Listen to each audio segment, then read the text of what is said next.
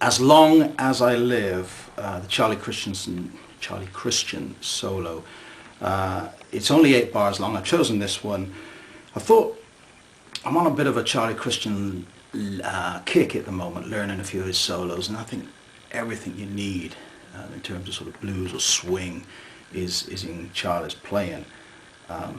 This solo is a great one to transcribe, so if there's huge benefits to transcription, and that's all to do with developing your ear and learning new licks and learning to play in positions that you might not have played in, etc., etc. This is a great solo to learn, so I'd recommend having a go at this yourself rather than just looking at what I've done. It's only 8 bars and it's all pretty medium tempo stuff. There's no fast passages, so you be in with a shout doing it. Anyway, I've transcribed it. The fingering, the positions, probably nothing like what Charlie Christian played in terms of where he played them on the guitar. I've just gone with the ones where I first found these notes, but what I'll do is I'll show how, I'll give a demonstration of the solo, then I'll show you how to play it, and then I'll talk about the positions and what we can get out of the solo, and what I try and get out of a transcription, which is using some of the bits that I learned in my own playing, and I'll talk about that afterwards. So here's the solo, and then I'll go into how to actually play the thing.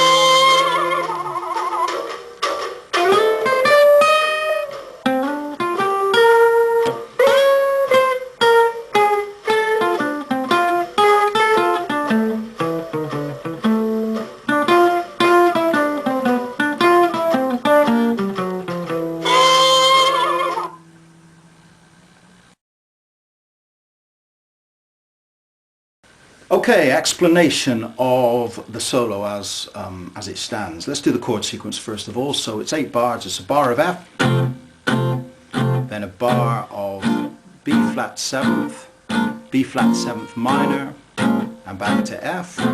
And then we have D minor, G 7th, and finish on a C. That's a 2-5-1 in C, which is very common. Okay, now the whole solo is pretty much based around chord tones, which is a really nice way of playing it, and it's what gives it this really integrated sound of the solo fitting over the chords. We start off, or Charlie starts off, with the classic swing riff, which is, so the sound that you get here is minor third to major third, and you're going to hear that so much in blues and swing. So the third, in the case of F, when we talk about the third, we talk about if we're in F, the scale goes F, G, A. So the third note in the scale is A. A minor third is a semitone down, A flat. So that sound of going from a minor third, in this case A flat, to A is just such a classic swing sound. And here I'm just picturing this shape, this F shape, F7th shape rather, and so as long as you know that shape, there's a D, there's a C, a B flat, and finally A. That's the open chord that movable shape is based on. As long as you know how that riff or that line fits over that shape, you could use it anywhere, whatever chord you're on. Okay, so that's the first line. Classic swing riff. The second line, the second bar, we're over B flat 7, and it does exactly the same thing but in B flat. If we pictured over this chord, which might be easier, now the only difference between the two riffs, that's the F and it finishes on the 7th of the scale. When we play the B flat, it ends on the root. So very subtle difference, but just two versions of the classic swing riff. If you wanted to end that one on the 7th, you could do. So that's the first 2 bars.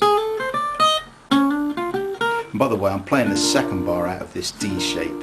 When I call it a D shape, the slid all the way up becomes now a B flat. So it's D shape, in this version of it, slid up there, it becomes B flat, and I love playing lead off this chord. We'll talk about that a little bit more later.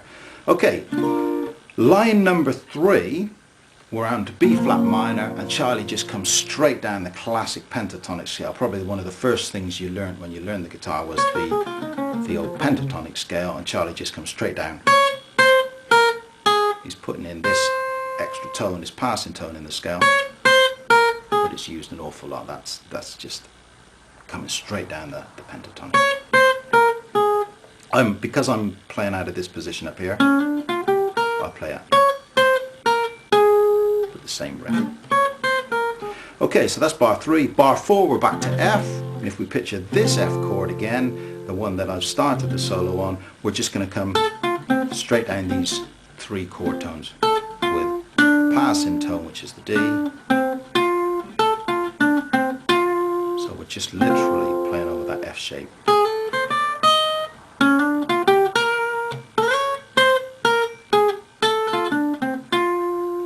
Okay, so that's the first 4 bars, nice and easy. Bar 5 is a D minor chord, so here's a D minor shape, and all Charlie is going to do is literally come straight down the chord. That's all he's going to do. Little slide in. On the version you've just seen, I actually played the notes here, but it's straight down a D minor chord. Then he does this very quiet little, it's just a little fill that he puts in there, so, and that's the D minor chord. When he gets to the G, he's got this really nice, I'm going to use this G shape, so this is the C7 shape, slid all the way up to make it a G. A D is the 5th note of the D, it's a chord tone from the G scale. We're going to start on a D, so chord tone, chord tone, chord tone. So they're all just picking chord tones out of the G7th chord. And then finally we move to the C chord. We're going to echo that sound that we just had, but change the final note to be a chord tone. So now we're hitting the C note, and we're dropping down chromatically to finish on another chord tone, which is an E, which is the 3rd of C. So that final riff,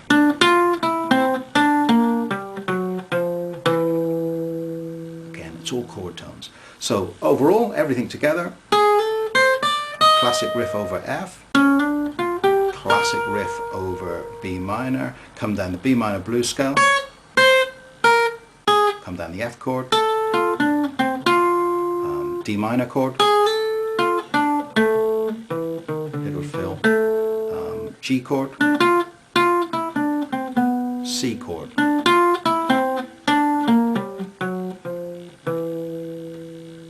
Okay, and that's the whole sequence as Charlie plays it.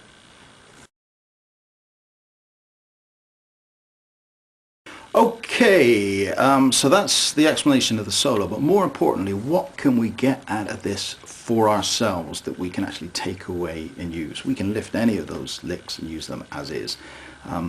But here's the way I look at this. The opening to this, to be honest, I doubt I'll ever play As Long As I Live, the song, As Long As I Live. I liked it, it was a great song, but I suspect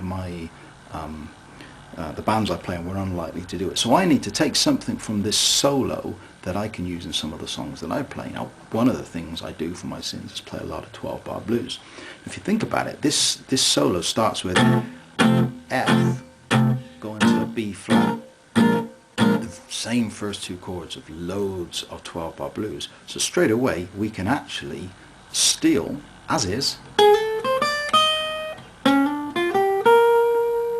and we can use that as an opening of a 12-bar blues if we want. Now the 3rd line wouldn't necessarily fit over the next line of a 12-bar blues, but the 4th line would.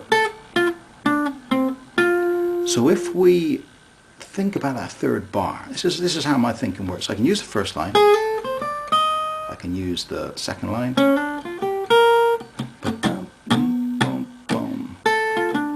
use the fourth line, but it's that middle, that third bar that in a blues won't quite fit, but it won't fit harmonically, but it will fit rhythmically. So why don't I take those notes, take that rhythm, use them over an F chord. So you can work out your own notes, because it depends, you could probably get away with using them as is if you like that kind of colour, dissonance, or. But here's my thinking on it. Line number 1, bar number 1, bar number 2, bar number 3, keep the rhythm but change the notes.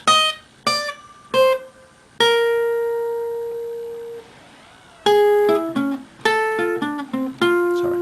Okay, so all I've done now is I've gone back to that F shape, and I've put in a little line that fits over an F chord using the same rhythm that Charlie did, but I've just changed the notes. So suddenly I've got a little 4-bar sequence inspired by Charlie that fits over the opening of a 12-bar blues.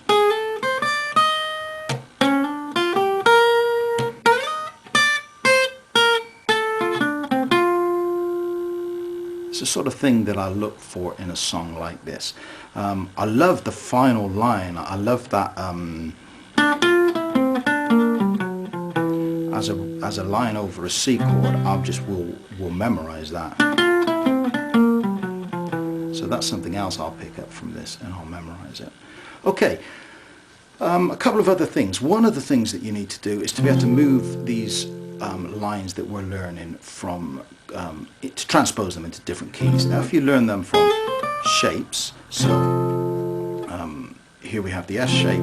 If we were playing a blues in E, we just do the same thing.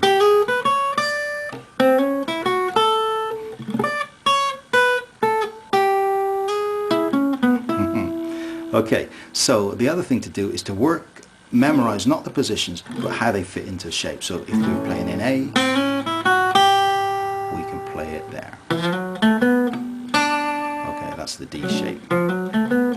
So that's the second thing. Get these positionally into your mind, and then you can use them whatever key you're in. So that's the next thing I'll do. I'll say, well, I'm playing a blues in B flat, and I'll work out the shapes accordingly. Okay, one of the shapes that I use in my version of this is this D shape slid up to be a B flat here. A lot of people don't use this so much. They'd rather keep to the good old-fashioned E shape. But I love this. There's some great little riffs that you can do. So I would recommend having a look at this.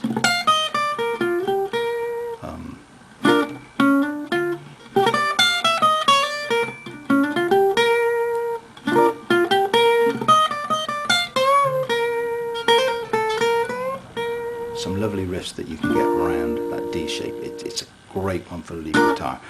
Anyway, there we go, just some ideas. You've got a solo there. You can see how I would approach transcribing something and then lifting the little phrases that I like, maybe changing them harmonically to fit something that I do in my band, but ultimately taking some Charlie Christian and being heavily influenced. And I'll do more. I mean, on a final note, you can't do any worse than spend a lot of time listening to Charlie. He's got some great licks, some great phrases. All the solos are just masterful. But the wonderful thing about it, you can pick little phrases out,